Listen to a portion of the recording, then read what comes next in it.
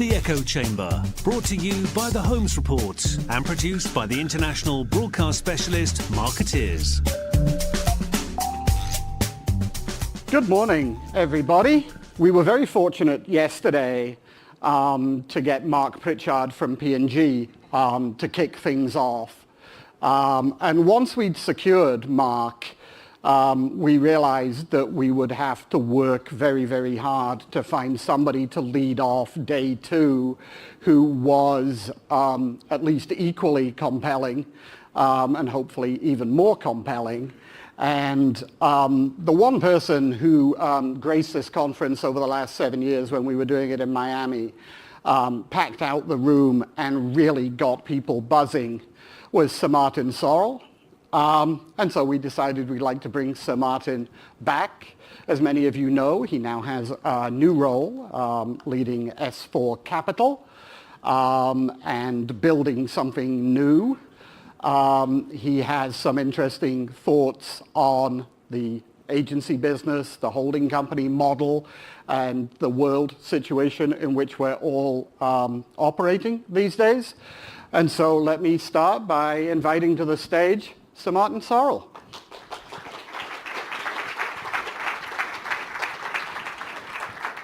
Saying to Arun, it sounds as though you've got sort of overcome with Watergate, because the editor of the Washington Post is now called Nixon, not Marty Baron. So fine. So we'll. Sorry. Shall I let Marty? Shall I let Marty know? You're right. I do have Watergate on my mind. Okay. All right. So, well, I was really hoping that by the time we got here, there would be a second impeachment that would make it all very poetic. I think I can safely say that's not going to happen by this afternoon, if ever. If ever.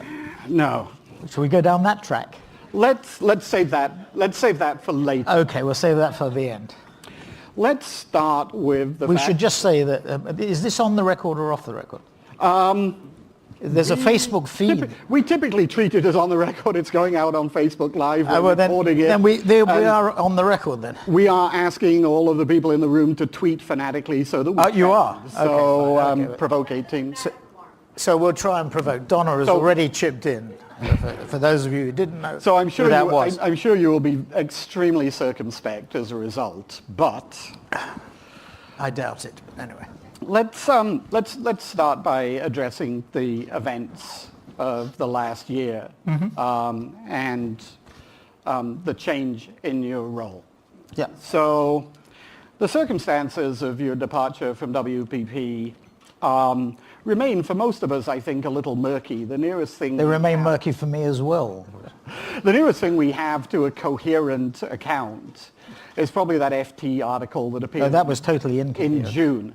You know, but wait a second. That was totally incoherent. Okay, that was going to be my question. Yeah, and factually inaccurate. And in fact, you know, the FT actually apologized, not for that article, but for a subsequent article. So I think the FT has become rather sensationalist, actually, in the way that it goes about these things. But does it alarm you that that's the narrative that is out there? And is there you use the word alarm? You use the word alarm. I don't think I'm alarmed by it. I mean, factually inaccurate, so one doesn't get alarmed by that. But you'd like the opportunity to put a different narrative into No, you know, you know, there's a sort of there's a test of journalistic manhood, or if it's a womanhood, when in conversations of this nature, you feel obliged to ask me that question when I've answered that on many occasions. I mean, the fact of the matter was there was a breach of, let's say, confidence or trust between myself and the board, particularly the chairman of the board, whose background is in engineering and understands very little about our industry. I actually think about maybe the best thing is that they give him the wire and plastics engineering division to run. But so I would say that's probably at the root of the problem. There's a failure to understand the nature of the business. Sadly, you know, what seems to be happening at WPP is it seems to be a sort of a car crash in slow motion. More news of this morning. 8 account losses in not 8 days, but getting on for about 10 or 11 days, of not insignificant proportions. And I, as still a major shareholder in the company, a top 10 shareholder, I think 6th or 7th largest shareholder, I'm extremely concerned about that. So if I'm alarmed about anything, going back to your question, I'm alarmed about that, not about the FT. Okay, so that answer is interesting on a couple of levels, and I just actually helped segue into some of the other things I wanted to talk about, so let's go that direction. I'm first of all intrigued by your characterization as the chairman of as an engineering guy, because of course when you started WPP in 1985, it was an engineering business. Well, yes, but also one of the things that people in the industry said, I hate this people in the industry, like I don't want to name them, but I think we all know who some of them were. But it was, he's just a numbers guy. He's an accountant. Well, he doesn't understand the business. Yes, I mean, in fact, whilst we're sort of focused on the public relations industry, which, as you know, I think we should change the name of, because I don't think that's essentially what the people in this room do or should be doing. But what's interesting about what you just said is that journalists still refer to me as an accountant, which is factually untrue. I'm not an accountant. Neither would I wish to be. That's nothing against accountants, by the way, but I'm just, neither would I wish to be. So, I would describe myself, if anything, I would describe myself as somebody who's a businessman, rather, in that context than accountant. Jeremy Bullmore, who's still, to my mind, the best writer, and I think still an advisor to WPP, he was on the board for many years, was chairman of J. Walter Thompson in the UK. I remember wrote a little piece saying that I liked to count beans, and the more beans I counted, the better it was. I thought that was a good way of describing it, but I'm certainly not an accountant, factually or in the way that I go about things. Right. And am I, you can ask Donna and other people, am I a micromanager? Yes, and I think micromanagement, when people say I'm a micromanager, I actually regard that as being a compliment, not an insult. And I think people, and I've seen this on many occasions, people who sort of abstract themselves from the detail or extract themselves from the detail always, I think, suffer. It's not because you want to influence the detail, but by knowing what's going on, you can form a view as to what's happening inside the business. And that is that's fundamentally important. I don't believe that you can run a business of the nature of WPP, for example, or indeed S4 Capital, which is why I'm sitting here in DC, which is on a much smaller scale, if you don't travel, if it's a multinational business, if it's not diverse by nature. I mean, it can't be a British-orientated business sort of sitting in London and giving diktats as to what may or may not be happening. I think you have to go out and see the markets, clients, as well as people within the business and all the other constituents you have to operate. So involvement in the detail, again, just to underline the point, is not because you want to influence the detail. It's because it gives you a very good understanding of the dynamics of the business and what's happening. And I think one of the interesting things is when you got into the business and when in the PR industry, Peter Gummer, now Peter Chatlington, was getting into the business, the criticism that I heard of both of you was that bean counting notion that you were obsessed with numbers and not with creativity or... Well, I don't know about Peter. I don't know very much about the detail of his operations.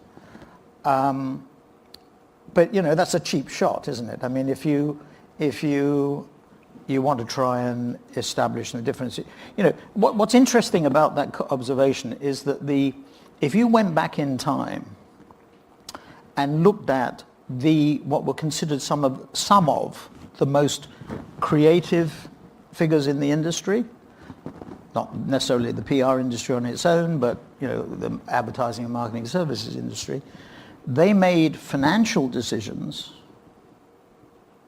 which put their businesses, which benefited themselves personally, and put their businesses under very great pressure. Without without naming names, and you smile because you know exactly what I'm talking about. There are several examples of that. So those people who professed great involvement, love, and again, it's creativity. This is a very important point.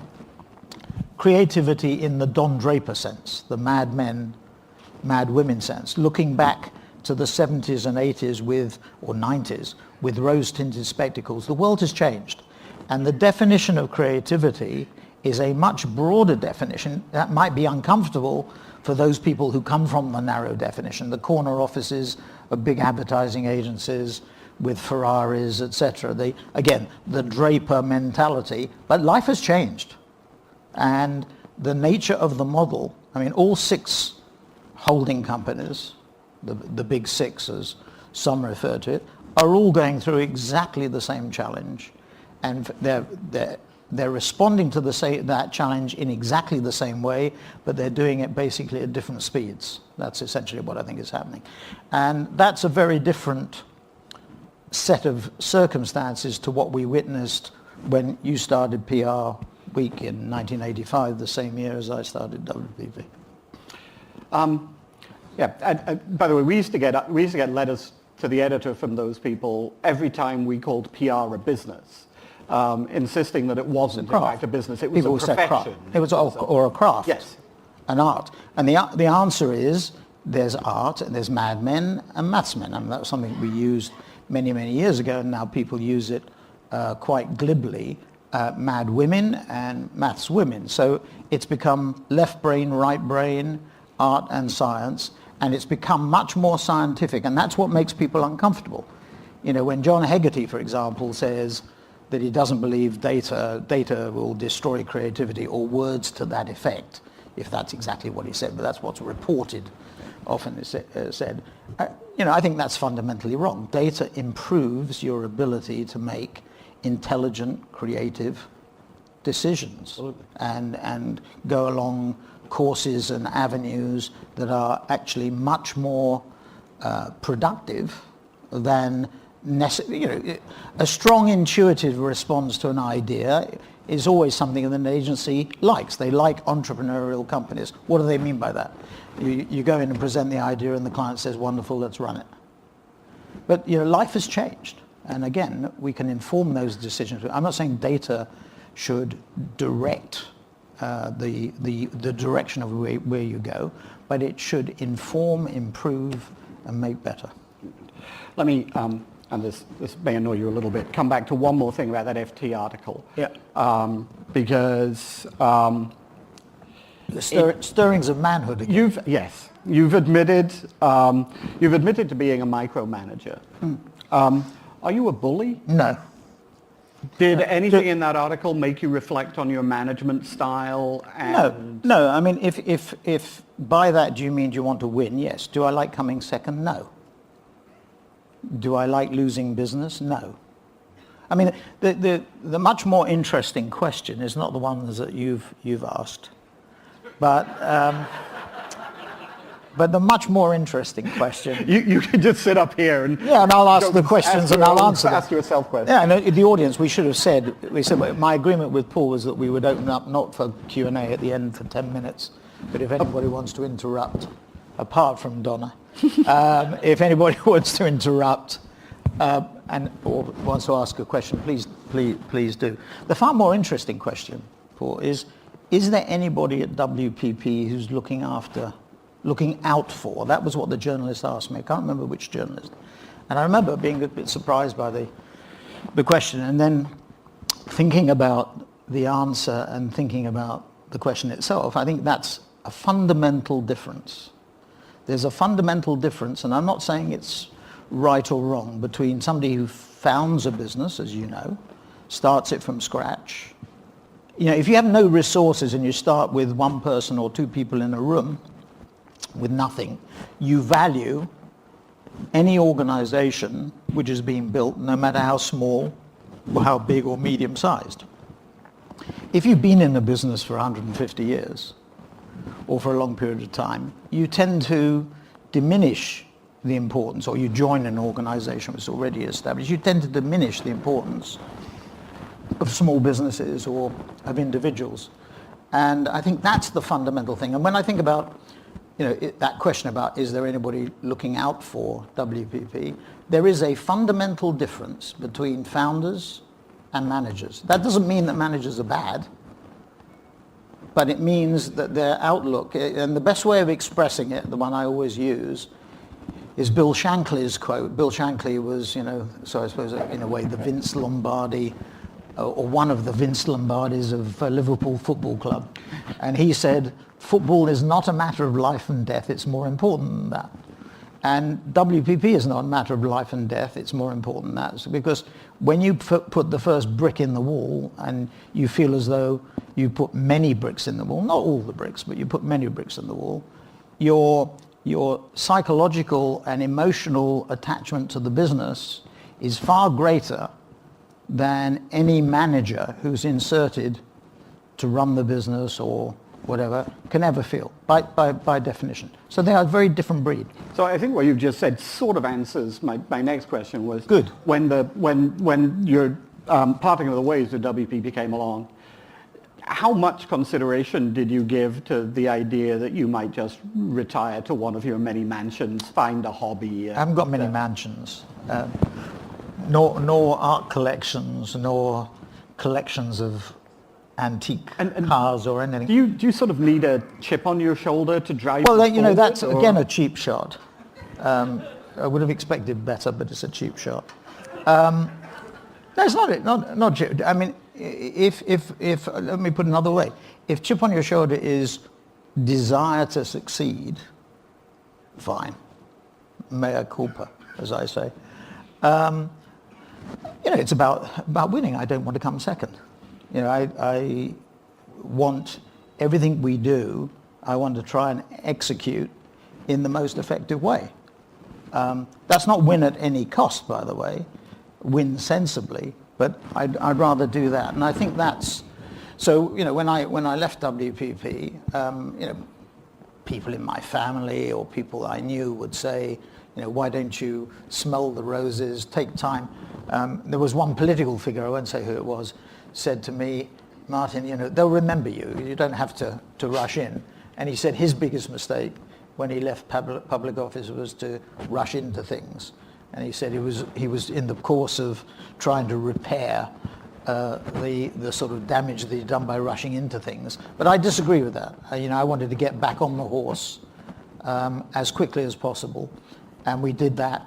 So, the first thing we did was I, at that stage, tried to locate a little public vehicle, rather like wire and plastic products, and use that as a vehicle to establish a new approach, having thought about the new approach. I mean, the new approach is very, and I don't know whether Mark Pritchard got into this in the context of P&G, which still is the world's probably the largest advertiser in the world. But if I looked, and I spent the last 3 or 4 months listening a lot to what clients were saying, and it's a very crude mantra, but faster, better, cheaper is the mantra, or put it more elegantly, faster, better, and more efficient is the mantra. And if I looked at WPP as I did and said, well, where are the growth areas?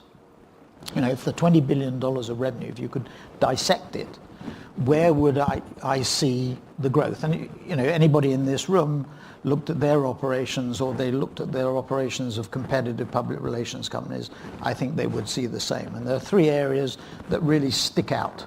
The first is the content area, which is a very broad area. I mean, a lot of what the people in this room do is around content. And it's particularly of the new variety, whether that's driven by the 7 sisters, I call them, that's Google, Facebook, Amazon, Apple and Microsoft, and Tencent and Alibaba, or if you exclude the 2 Chinese companies, what I call the fearsome 5, those are probably the strongest platforms that are driving the development of content. That's one thing. The second area is data, first-party data, because everybody's terrified, principally, by the rise of Amazon, which we are just witnessing the beginnings of. Amazon's advertising platform is running at about $2 billion a quarter, compared to, so $8 billion a year, compared to Google, last year at 100, probably this year 125. Facebook last year 40 billion, this year probably 50. So orders of magnitude, but I am willing to bet that Amazon will have a $100 billion advertising platform, not from the P&Gs or the Unilevers or Fords, they'll go for that, but from the long tail. I mean, what people really don't understand is that Google and Facebook and Amazon are really focused on the long tail.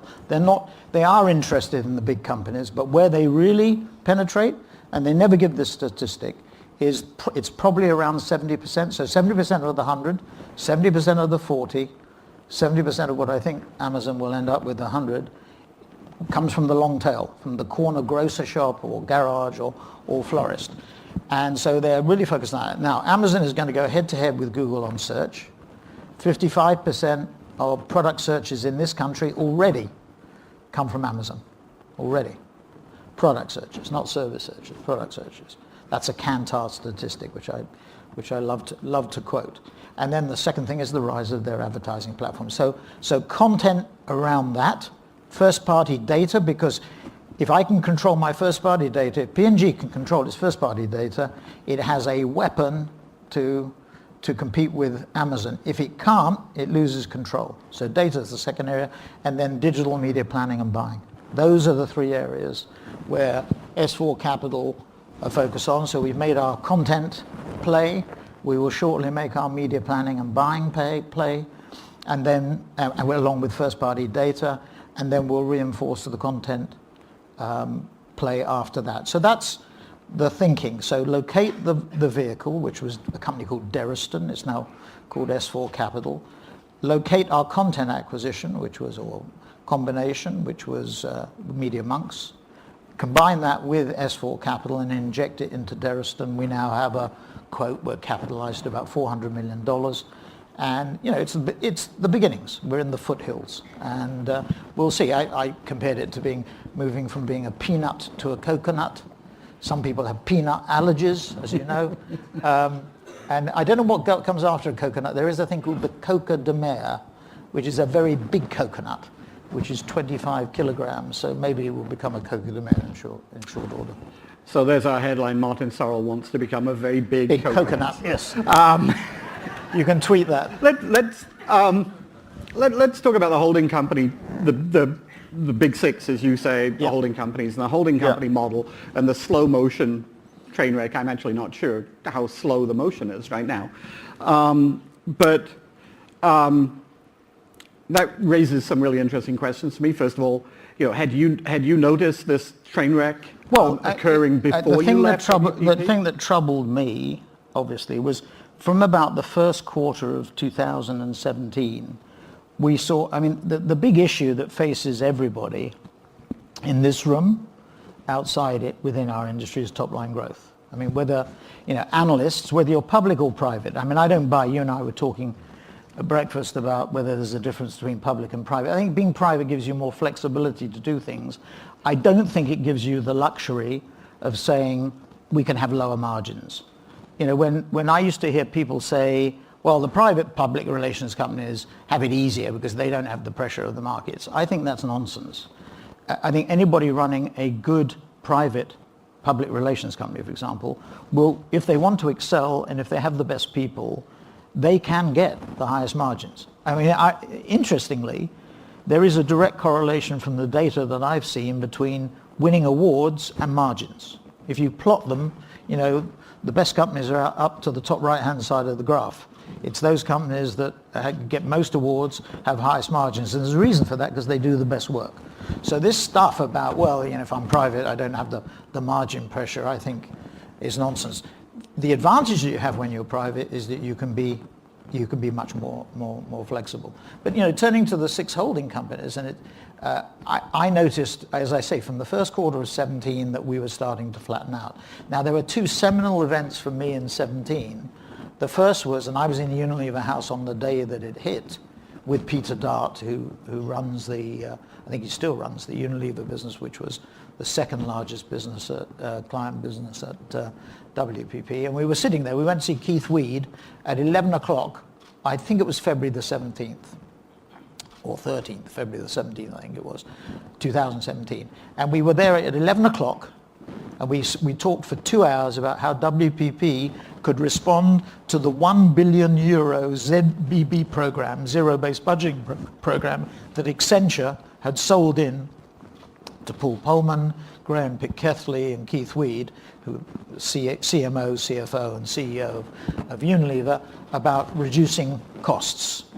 And we were saying, how we could restructure our operations, consolidate our operations with Unilever. And then at 1:10 my phone goes off, and literally I read to Keith Weed, Kraft Heinz bids 143 billion for Unilever. Now that bid only lasted 48 hours, but it was a seminal moment because it sent a signal that if Unilever can be attacked, because it was a hostile, nobody was safe. So everybody, you can almost feel the tightening of the body of most of these companies. I mean, the pressure was already there, but it became very extreme. That was one thing. The second thing was the decision in November of 2017 by Rupert Murdoch to quote unquote sell his businesses. Although I have this sort of maybe romantic notion that in a few years' time, Rupert will emerge. Well, he is. I think he becomes the largest shareholder in Disney, but it will be a very subtle reverse takeover of Disney, and when Bob Iger has retired, and he will, and the Murdoch family will emerge. Romantic would not be the word I use for that again, scenario. That's the difference between you and me, and your view of Rupert and his history and my view. So that's another difference. Yes. But I think those two things. What did that tell you? That told you that somebody who's in the traditional media business and was wrestling with the new media implications of the traditional media business was saying, look, we just don't have the scale or the right positioning to do it. So I'm better to link. And with the benefit of 2020 hindsight, it was a brilliant move, because who would have seen the dogfight for Fox and the dogfight for Sky? And then Rupert emerges with two businesses, because you're going to have a new News Corp, which will have the old Fox sports and news assets, which actually, in terms of growth, are very interesting assets to have. So, that's the background to what's going on. On the holding companies, look, it's difficult to comment. It won't stop me from commenting, but it's difficult to comment. WPP is wrestling with the issues that I was wrestling with. Nothing has changed.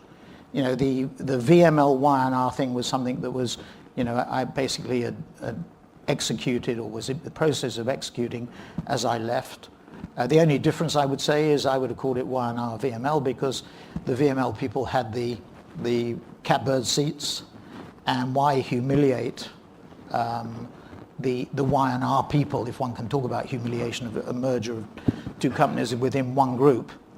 But if you portray it as such, as a sort of merger, and you commented on it, so I would have called it Y&R VML to maintain, to be magnanimous, because the VML people were in control. The only thing the only difference, in the same way that Donna allowed Burson's name to come first. Even. Yeah, I think that's, with all due respect to her, I think that's the right thing. I think you have to be magnanimous in these situations, because otherwise you're faced with an exodus of people you don't want to go. There may be some people that you think it is time to move on, but basically, I think, to be frank, if you want to keep people motivated, that's a really important balance.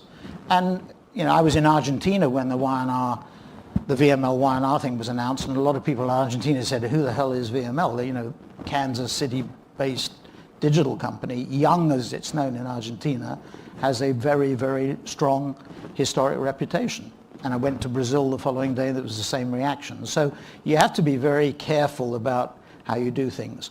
The strategy of WPP is to move to one firm, but over a longer period of time. And that's the rub, really. How fast do you go? You've had John Seifert here. I don't know what John presented, but John, I think, is doing the right thing. He's trying to create one brand. In a way, it's a mini version of what should be done at WPP. The question is about execution.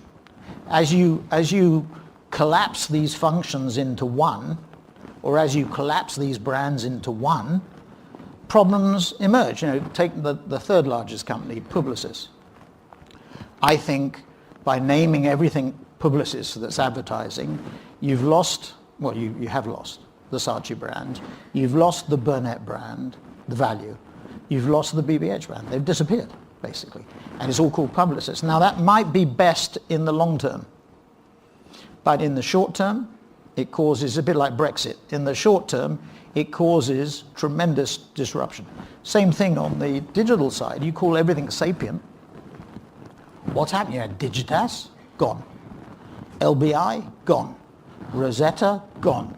Razorfish, gone. I mean, they've all been sort of obliterated. Again, in the long term, that might be the best thing, but there's a lot of short-term pain. Omnicom, which actually market cap surpassed WPP last week for the first time, I think, for about 15 or 20 years. Omnicom has no strategy at all, doesn't have a strategic bone in its body, but it has very good companies. Very good companies. So its challenge is, how does it pull it together? And they may be right, but they're also moving to being one firm. Just like Publicis has the best strategy, in my view, but the execution is too quick. IPG doing very well.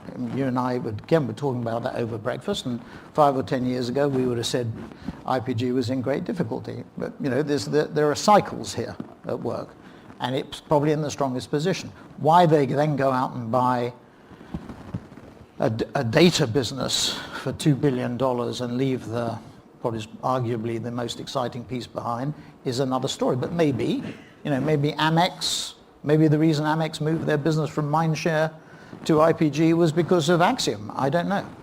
I just think they're also moving to one firm, but it's taking them a little bit longer. Their advantage may be that McCann is such a strong component of IPG. Havas has got lost inside Vivendi, and I think that's another story. I actually think the model with Havas and Vivendi, which is a sort of media-driven model, is really interesting. I mean, in the digital space, to have a media owner very closely connected by ownership with an agency is a very different model. Potential, obviously, for conflicts of interest, but actually is quite an interesting model. And the last one, Dentsu, deliberately kept it to the end because I think actually of the six it's the best positioned. It has the strong media history, it has a very strong data capability with Merkle, and it has a very strong digital capability. So the three areas that it's in, and I'm talking my own book in relation to S4 Capital, it's true, are the areas where I think there are the greatest growth. The big problem at Dentsu is the Gaijin Japanese issue. And for the first time this year, Dentsu's revenues, not profits, revenues from outside Japan will be greater than Japanese revenues. So maybe the best thing they do is to appoint a Gaijin to run the company. It sounds as though, actually, two things. First of all, it sounds as though this is a good time to be starting with a blank piece of paper rather than with all of that sort of legacy structure and branding that the holding companies have. But it also sounds like the window of opportunity is narrow, that you need to be quick. Well, I think a couple of things. The good news is a clean sheet of paper. The bad news is a clean sheet of paper. I mean, if you said to me, another good question you could ask me, which you didn't ask me, was, what do I miss? I miss scale. And I've always been intrigued by scale. So, that doesn't mean that you can't get scale, and hopefully we will get scale. But it means that at least for the moment, you don't have it. But the other side is you don't have the ball and chain. You don't have this legacy structure weighing you down. Everybody who runs a legacy business has that problem. You're trying to change the engines on the aeroplane while you're flying the aircraft. It is an immensely difficult thing to do. And I've got a great respect for those people who are trying to do it, but there are very few people who manage to do it. I mean, it's much easier to start with a fresh sheet of paper. You can still screw it up, but it is much easier to start from there with none of the anchors, the weights from the past. The decisions that perhaps you didn't make, There may be some decisions you did make, but some of the decisions you didn't make and being weighed down by that.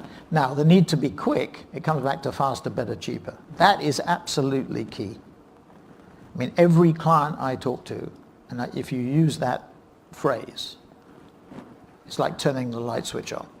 You know, in a 24/7, always-on world, dealing with all the stakeholders, all the communities we have to deal with, being faster, being more responsive, being better in terms of quality, and being more efficient or cheaper is absolutely critical.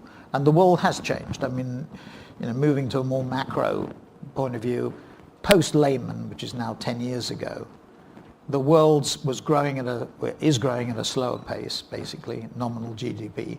There is less inflation. Inflation is out of the system still. I mean, the Fed is worried about it. Obviously, it's a reason why it's raising interest rates. But it's pretty much, on CNBC this morning, they were saying, looking at the spot steel market, steel prices in the last 3 or 4 months are down on where they were before. And so that indicates, you know, that world demand, and you've seen the stock markets wobble a bit in the last few days because people are worried about world demand and where it's going. So there is this sort of big issue about growth and inflation. But in any event, very little inflation to date, very little pricing power for clients, and therefore they're very focused on cost. So being efficient is, so I don't know whether Mark mentioned in his speech yesterday, it was again a climactic event when P&G said to Omnicom, Publicis and WPP, we want you to work together in London and Cincinnati in our business. Or Renault Nissan a couple of weeks ago said to Publicis and Omnicom, you work for us, work together. So what the clients are saying is, we pay your bills, you bloody well work out how you're going to work together to our benefit. Right. So don't you fight with one another. You know, we'll get, I think Renault are putting together a group of about 10 or 12 people to try and manage these two holding companies and bring them together. Okay, so we have an audience made up almost entirely of public relations people, so let's talk a little bit about how public relations fits into this world. We heard from Mark yesterday that this was sort of PR's moment to shine. John Seifert talked a lot about an earned first world. There are several things that have happened over the last few years in terms of the efficacy of advertising and the ability of PR to amplify advertising that mean that this should be a good time for our industry. You are more cynical, skeptical about what we're doing. You think we don't even have the right name? I'm not cynical. Well, I think we could call it something better. I profess not to know what you should call it, but it seems to me that you do something different. And if I look at my experience of public relations in the context of the operations that we had at WPP, whether it be Burson, Conan Wolfe now, or Conan Wolfe and Burson and Hill and Knowlton, and then let's call them the smaller firms like a Finsbury or a Herring Schupner or a Glover Park who've come together, or an SJR which was part of H&K, but for some reason that defeats me, they're now sort of splitting it apart, which to my mind makes no sense. But anyway, when you look, actually SGR is a good example of it. You know, that if you said to me, where's the growth coming from? It's sort of focus on certain sectors. So you look at Conan Wolfe, consumer, healthcare, focus. Obviously it has a lot to do with leadership and the character of the management of each of the businesses. But you know, the bigger businesses at WPP found it much harder. Burson and Hill and Knowlton found it much harder, maybe because of their size, maybe because of their far-flung nature. So you had, you know, lots of balls in the air, and maybe you had too many balls. Maybe it was too far-flung, you can make that argument. And of course the ability to bring it back to a sort of stronger core is limited because of the cost. Whether you're public or private, by the way, private probably is a little bit easier, but there's still a cash cost of doing that, which can be quite prohibitive. But the interesting thing was, from my experience, was that the smaller firms and the medium-sized firms, and that's the law of big numbers to some extent, found it easier to expand their operations. Now, why was it? Well, I think there are two things that were going on that always struck me as being really important. Firstly, the rise of new media, of the fearsome five, let's call it, or the seven sisters. Then secondly, there was the growing importance of data. That data could inform public relations decisions in a much more effective way. There's a third thing as well. When you think about faster, better, cheaper, and you think about public relations budgets as opposed to advertising budgets, it tells you a lot. I mean, actually, public relations firms tended to be faster, not all, but crisis firms, healthcare firms, consumer firms tended to be faster. They tended to be, have very good people. The better the people, the better they were. And they tended to be more efficient, cheaper. So I think that's another reason why the microscope on public relations budgets was not as great as it was on ad budgets. I always remember clients would say to me, "You're our biggest supplier." And I would say, "I wish I was." And we would get to in their supply figures that they were given, the CEO was given, or the CMO, they included media billings. And of course, the true billings number at WPP was about 72 billion. The revenue number was 20, but the actual throughput inside the business was 72. So they were looking at the 72, not the 20. And of course it was passed through because it was money that they paid us to pay the media. So I think PR has benefited from the fact that it wasn't so far up the procurement focus or ladder that the thing they turned to first was the media area and the media agencies and the advertising agencies where the bigger budgets were. Now people in PR might complain about that, but actually that's probably proven to be an advantage. But you mentioned awards earlier, for example, and it's something that I think frustrates a lot of us, that the PR awards at Cannes are still being won predominantly by advertising agencies and not by PR agencies. Have we missed something? Or is no, I think I spoke to John O'Keefe about this. We won the awards 7 years in a row, and look, there is a technique.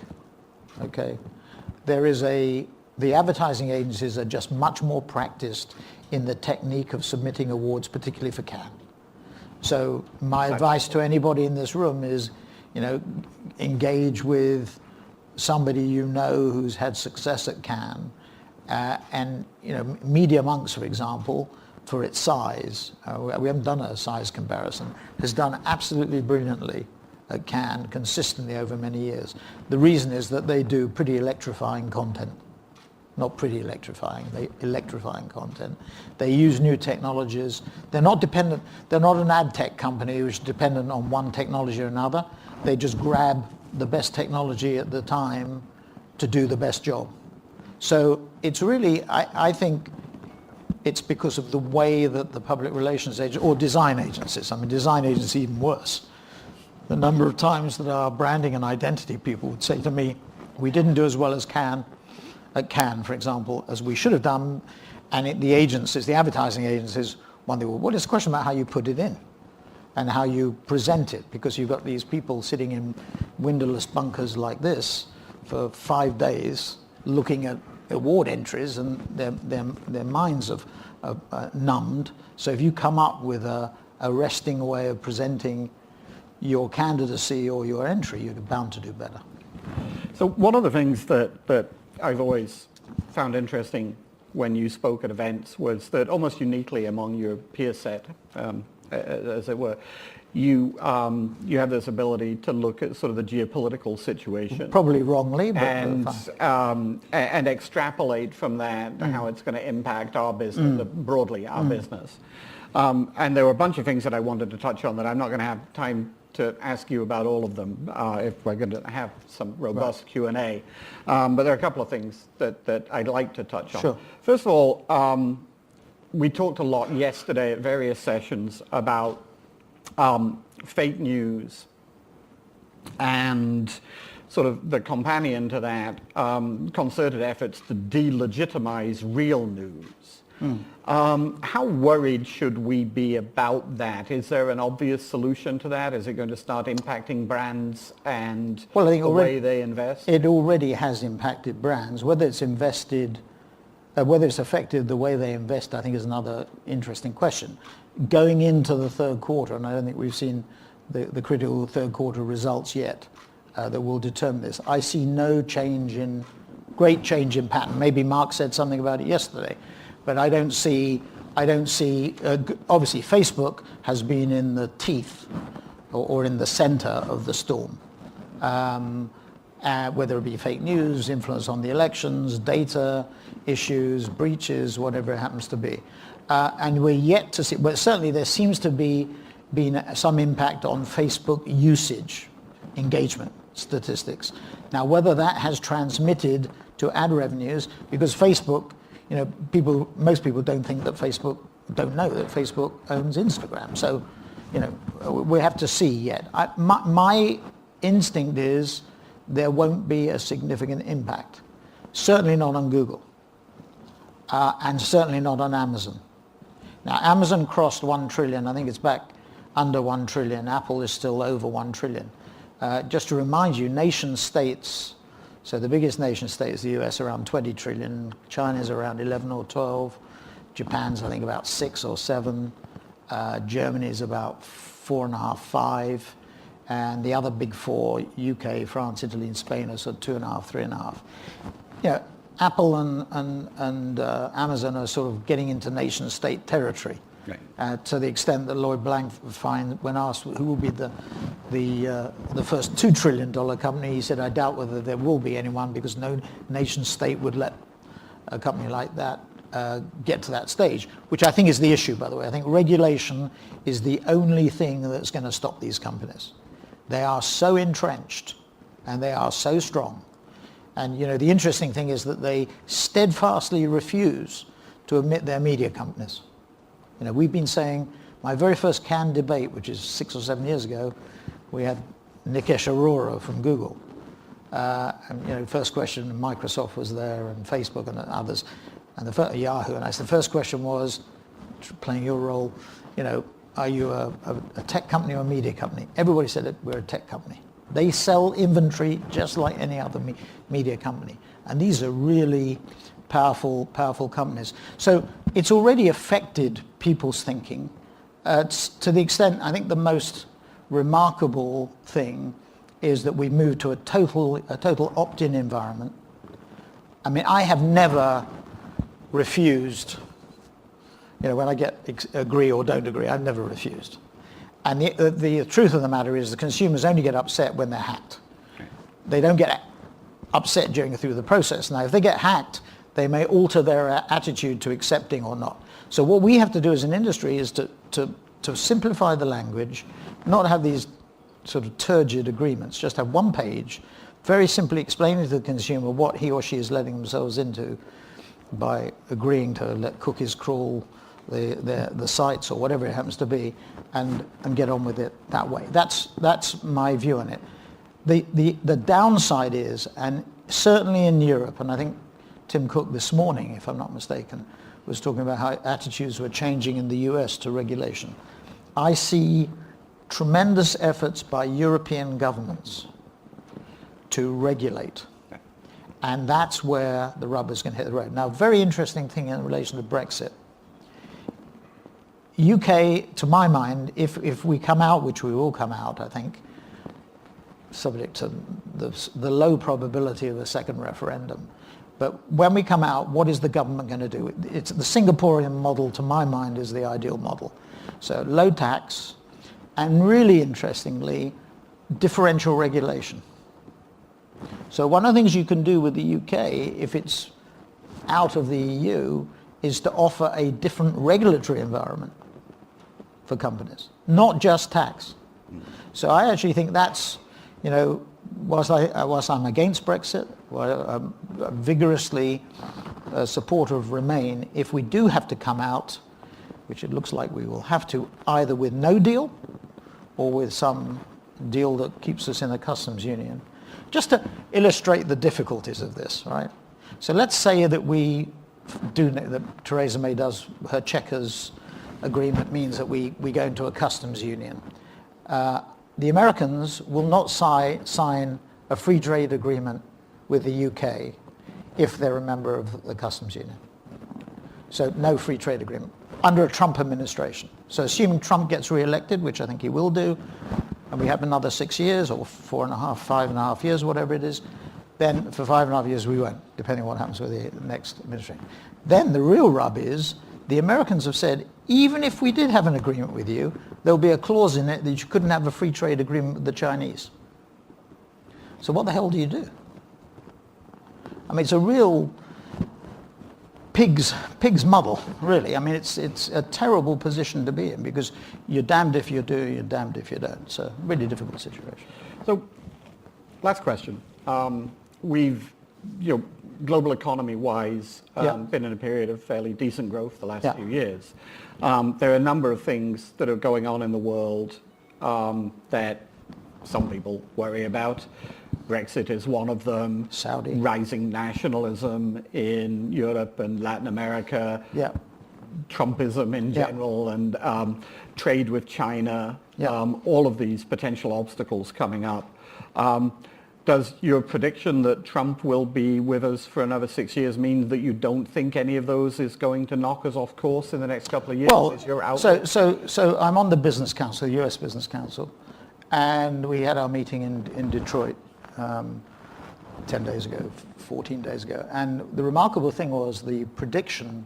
So this is the sort of top 120 CEOs. They let some foreigners in, but basically it's US CEOs, big American businesses, P&G and everybody else. David Taylor was there and everybody. So they ask for the prediction of the US GDP. And usually the Business Council, well, not usually, it's been consistently the best predictor, because they're conservative in their predictions. So they usually start off at the beginning of the year, 1%. Goldman and the IMF are at 2%, and they inch up as they go through the year, and they get it right more times than the others do. So in Detroit, the amazing thing was that they were forecasting US GDP growth at 3.7%. And I think it was for 3 years. To my mind, that sort of indicated almost the euphoria around business and Trump. I mean, whatever you think of Trump, from a sort of personal point of view, the fact of the matter is he's cut taxes. As Warren Buffett pointed out, it's 40%. After-tax profits of US corporations increased by 40% because of the reduction in tax rate. Regulation reduced. I think it's more because people haven't been appointed, so there are less bureaucrats to pass regulation than there is, the fact that there's less regulation. And the third thing coming down the pike is infrastructure spending.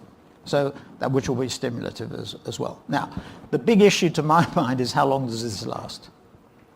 And I think, and this ties into S4 Capital, the Big Six and everything, I think that at some point in time, between now and the general election, there will be a crack, a market crack.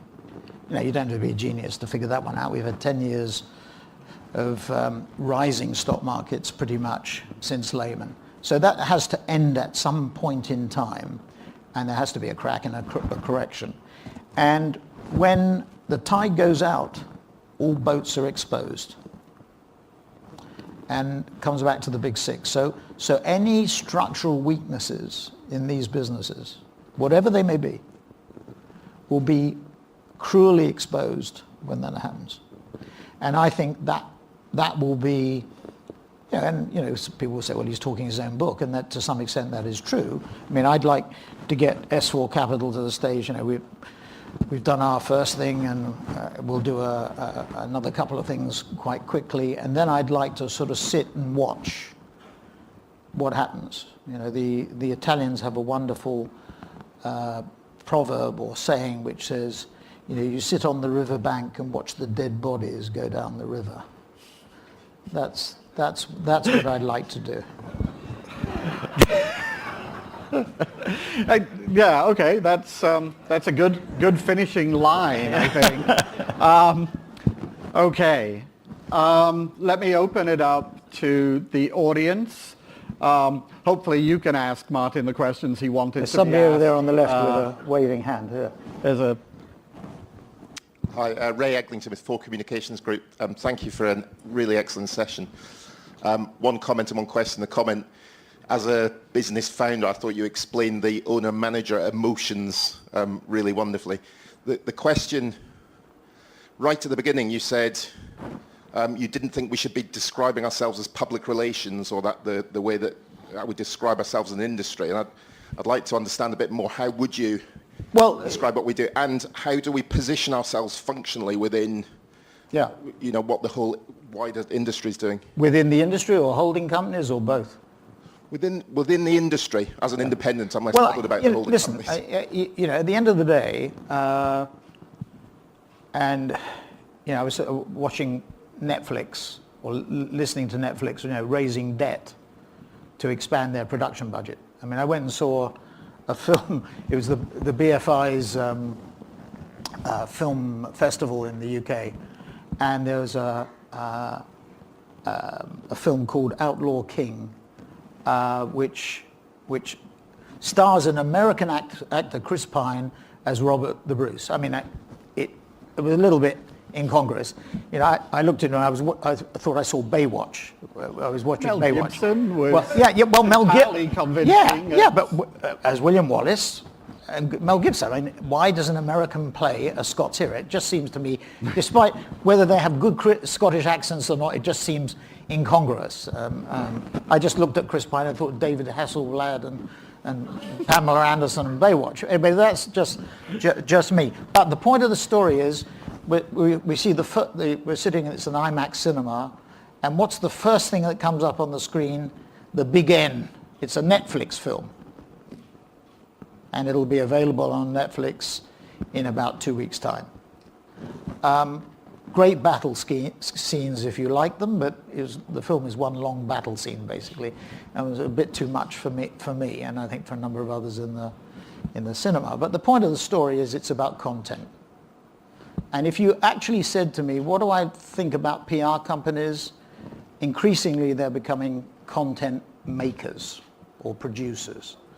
And in a social media dominated world, a 24/7 world where there is a need for continuous content, where it isn't, how many times when Paul asked me in my last year at WPP, and the number of times I heard somebody say, I'll use Ogilvy or Thompson or Y&R or Gray for the big events or the big things.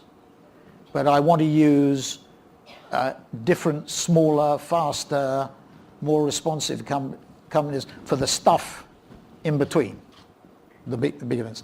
The frustration.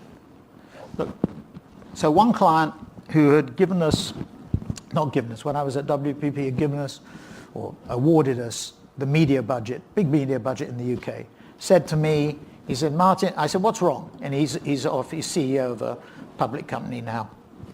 I said, what's wrong? He said, the big agencies the clients aren't happy with. They're too cumbersome. You brief, you rebrief. It takes months for an answer. The creative departments are slow.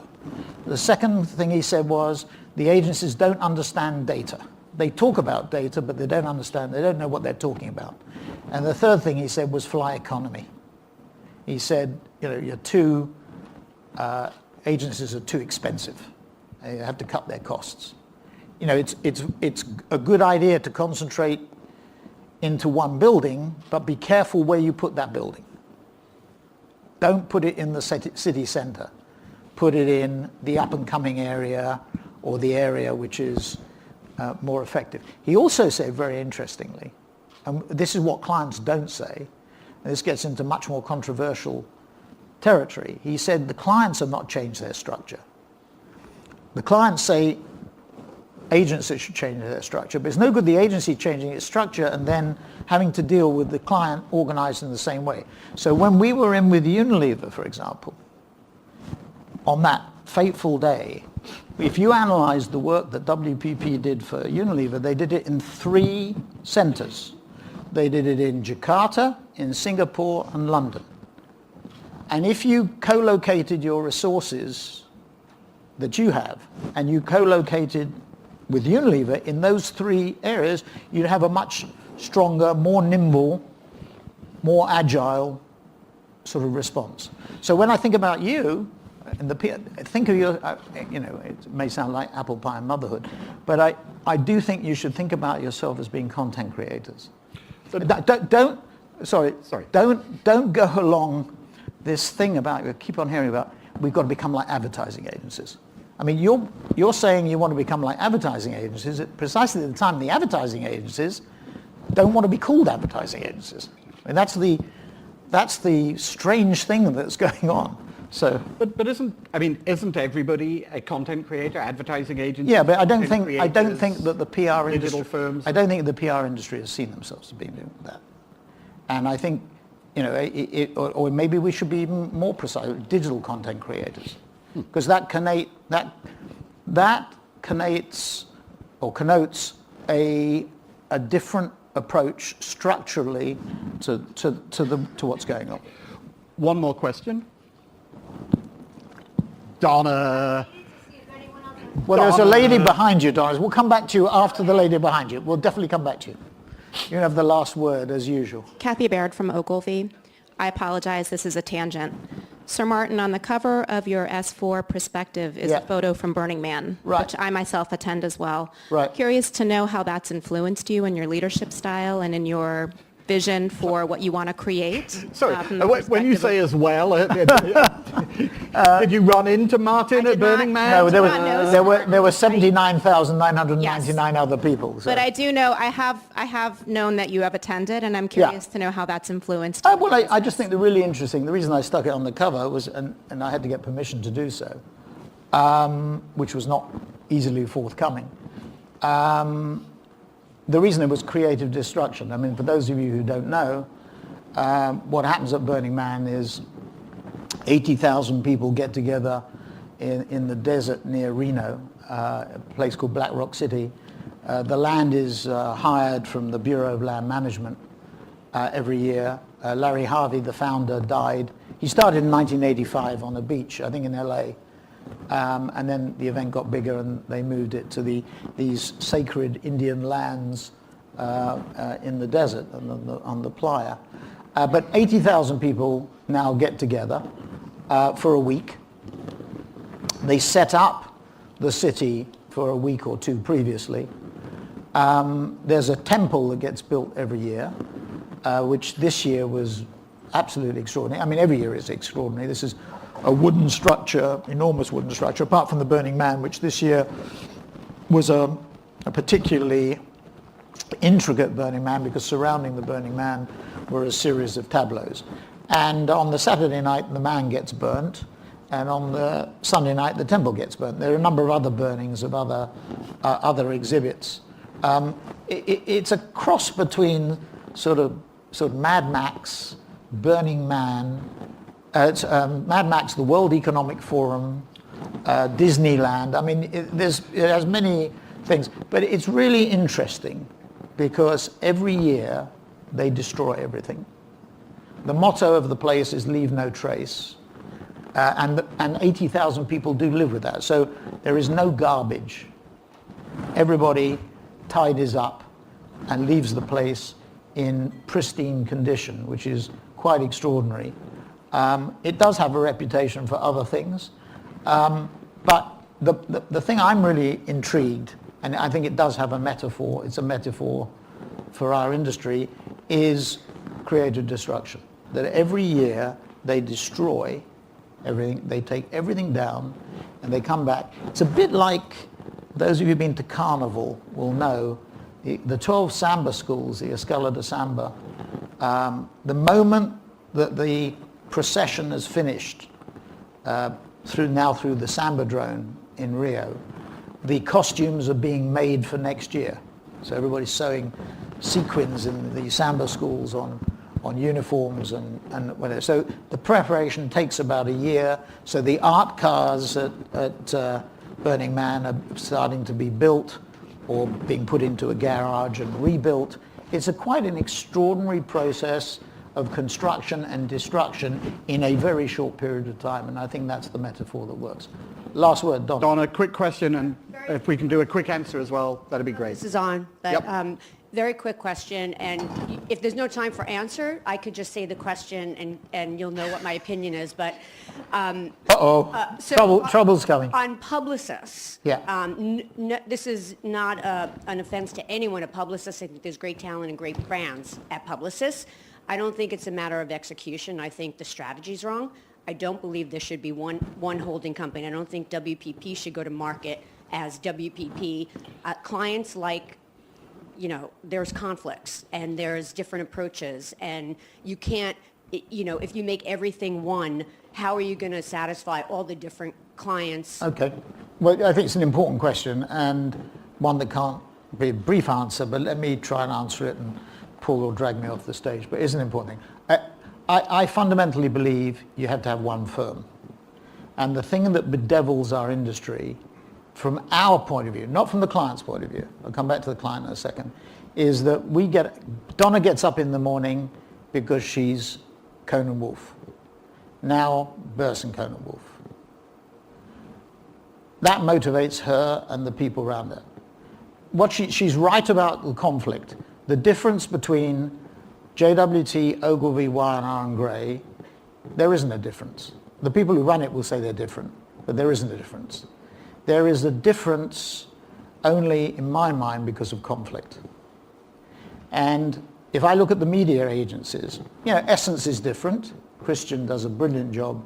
Christian Jewell, who runs Essence, does a brilliant job on differentiating Essence. Xaxis is different because it's programmatic, but there's no fundamental difference. And the people running these three agencies will hate me for saying it, but there isn't, and they know it. Mindshare, Mediacom, and Wavemaker are not different at all. They're the same. Except Hill and Alton and they are the Conan same. Wolf? Conan Wolf is slightly different. But the point, Donna, is this. Come back to the clients, who after all pay the bills. We don't pay the bills. They want this is the core issue. They want the best people working on their business. So if I can orchestrate 20,000 people, is one thing. If I can orchestrate 200,000 people, it's a different thing. So everybody in this room fights for their brand. The clients don't think that. Just remember what I said. P&G turns around, the head of North America Home Care, I think it is at P&G, turns around and says, I want Omnicom, Publicis and WPP to work together in New York and Cincinnati. Renault turns around and says, I want Omnicom and Publicis to work together for the benefit of Renault Nissan.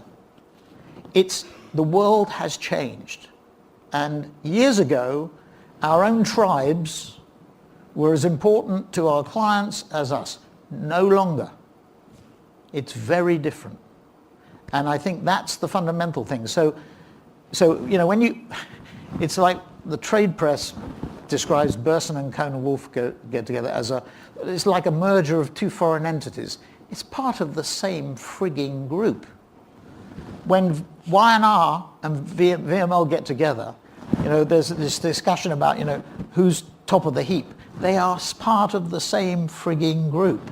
It's the same company. It's not two. Every country is part of the same world. Should we all merge together? The EU it's a good example, a good little macrocosm, not microcosm, of exactly the issue. Will Britain be better off? It's an interesting comparison. Will Britain be better off on its own, or as part of an amalgamation? We'll see. Well, but they're separate though. They're part of WPP. We're part of WPP, but we're separate and we work together. Okay. Yes, I'm gonna cut off everybody else. Just quickly say. We'll agree to disagree, Mark. Nothing that I've seen in the history of mergers in PR leads me to believe that it's easier to merge two firms who are part of the same holding company than it is to merge two completely alien firms. I go back to Hill and Alton Carl Bayer, which I think was a disaster. Yeah, it wasn't even a merger actually. It was Carl Bayer was on its last legs at the time. I mean, it was an attempted act of misery. No, attempted act of resuscitation. It wasn't actually a merger. So I think that's a bad example of it. A more pertinent example would be a Burson Conan Wolf, which is bigger scale. Okay. But you've got David taking over Goliath. Yes. Or the female equivalent of David. I have about a third of my questions unanswered. I suspect you have about a third of your questions still unanswered. Thank goodness for that. God knows what else he had. Next time we bring Martin here, we'll do a much. 90-minute conversation. Thank you so much, Martin.